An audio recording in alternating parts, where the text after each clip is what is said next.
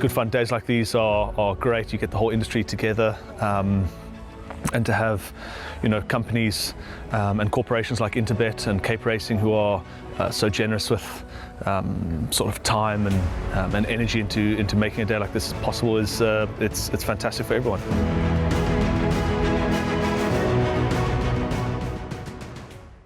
Well, hi there, racing fans. World Pool Gold Cup Super Sunday has arrived, and what a race meeting awaits us on Sunday, the 28th of July. 10 races on the card, all of them feature races.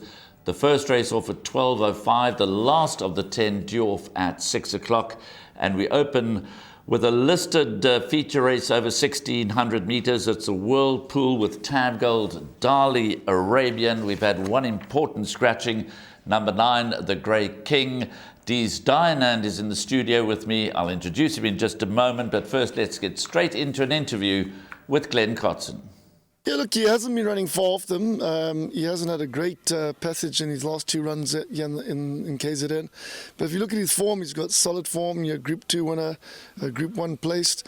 As a 2-year-old, he won over a mile. And so we thought we were going to change the route. I thought that going back to a weight for age sprint, you got to crack a draw. I'd rather try the mile. So we put him in the mile.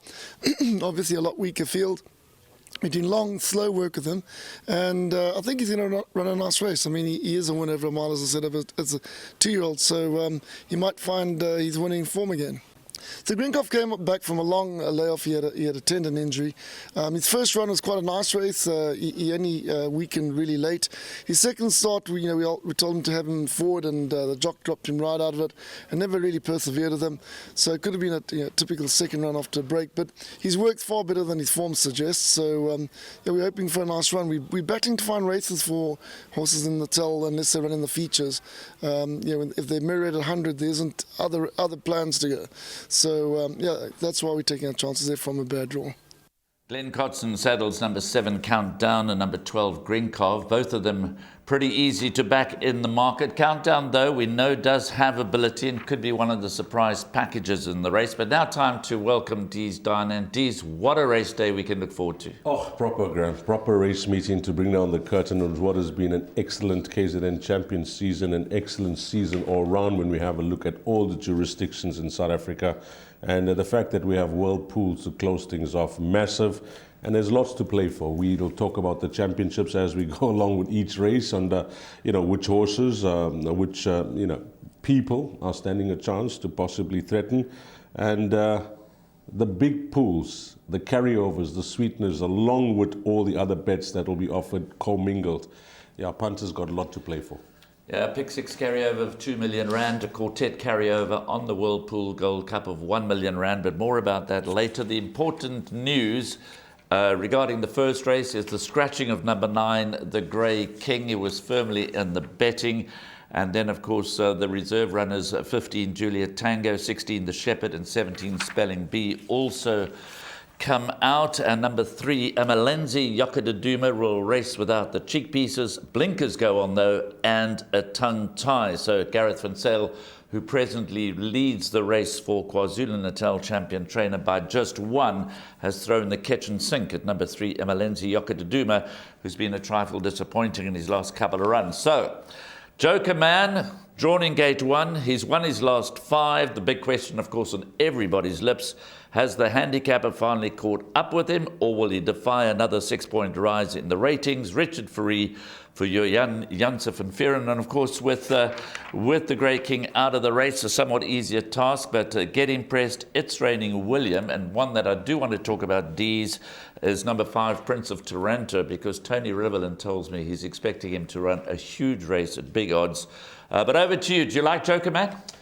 You have to, Graham. I mean, when a horse continues winning and is so high on confidence the way this fellow has been, I don't think that I'm going to read too much into where he is off a mark now. It's more for me the opposition that he's taking. I know William Iron Arm is a nice horse. He's a horse that's rated by the Tony Peters stable, but he won very well. And the fact is that he's drawn one. I think if he was drawn out deep or middle to outside of the field, they wouldn't have run him, because just his running style, having watched him in Gauteng, he's going to love Hollywoodbets Greyville, Graham. I think he's the right favourite in the race. He's going for 6 in a row, as you mentioned. Whether or not the weight's going to be too much for him against this quality of field, the race will tell. But he's been backed. Hollywoodbets 3-1 into 22-10, so there's confidence in the betting market. So he looks like the horse that possibly sets the standard, but we'll know where he stands against this type of field. Former Gear is a runner I like, but for the draw, I think he'll run well. He enjoys racing over the distance. He's a twice winner over the course and distance.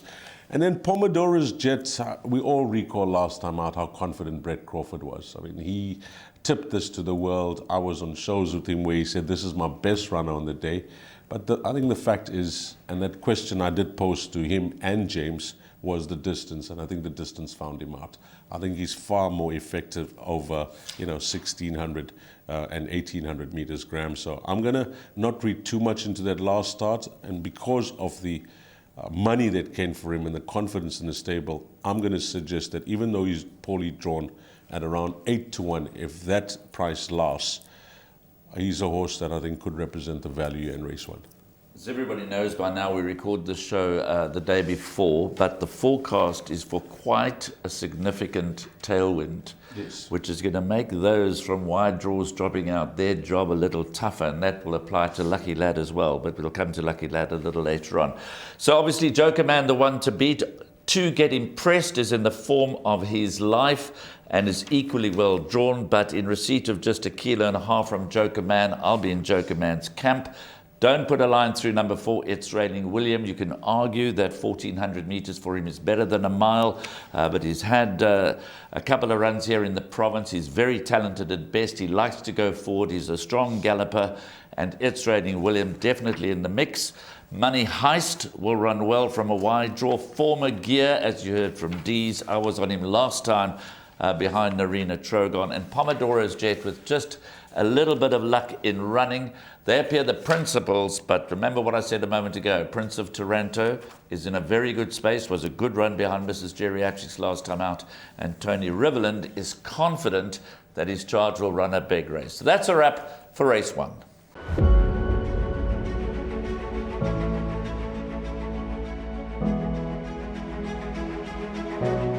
It's Donovan Everett from Cape Racing, and I'd just like to say it's an absolute pleasure to be involved with Intrabet and Cape Breeders in this golf day today here at Pearl Valley. It's fantastic for the industry to see all the relevant stakeholders coming down and having a good time and networking, and it's exactly what the industry needs right now in terms of moving forward and recreating some positivity to take us forward into the next year.